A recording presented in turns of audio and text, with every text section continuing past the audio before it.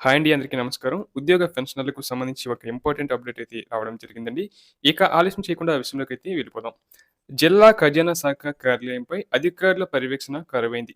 అందులో పనిచేస్తున్న కొందరు సిబ్బంది ప్రతి పనికి పైసలిస్తేనే పనులు చేస్తున్నారని, లేకుంటే సంబంధిత బిల్లులను పెండింగ్‌లో పెడుతున్నారనే ఆరోపణలు వెల్లువెత్తుతున్నాయి. ప్రభుత్వ ఉద్యోగుల జీతాలు మొదలుకొని వారి పిల్లల చదువుల కోసం తీసుకునే రుణాలు, కాంట్రాక్టర్లకు బిల్లుల చెల్లింపుల వరకు అంతా ట్రెజరీ ద్వారానే జరుగుతుంటుంది.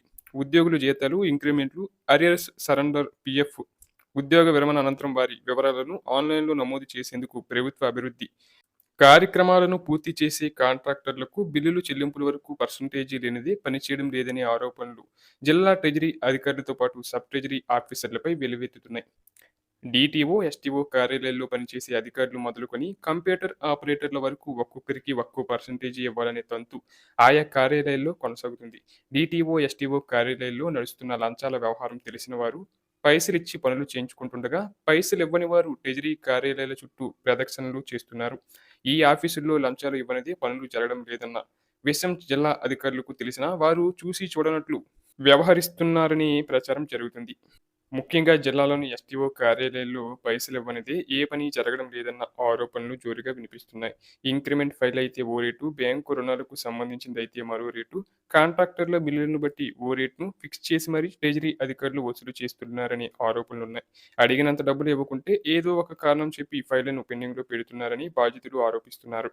కంప్యూటర్ ఆపరేటర్ మొదలుకొని ఫైల్ వెళ్లే ప్రతి చోట పైసలివ్వనిదే పని కావడం లేదని పలువురు పేర్కొంటున్నారు. ఓ జిల్లా అధికారి తన కుమారుడిని విదేశాల్లో ఉన్నత చదువులు చదివించేందుకు పెట్టుకున్న బ్యాంకు రుణానికి సంబంధించిన ఫైల్‌కు కూడా 10% పర్సెంటేజీ ఇవ్వాల్సిందేనని అధికారులు పట్టుబట్టగా, అతడు అడిగినంత ఇచ్చిన తర్వాతే ఆ ఫైల్‌ను క్లియర్ చేసినట్టు తెలిసింది.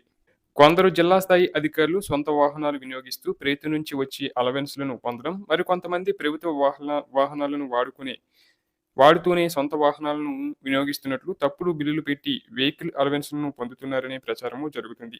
అదే అదనుగా తీసుకుంటున్న అధికారులు వెహికల్ అలవెన్స్ ఫైల్ అప్రూవల్ కోసం ప్రతి నెల 4-5,000 వరకు వసూలు చేస్తున్నట్లు సమాచారం.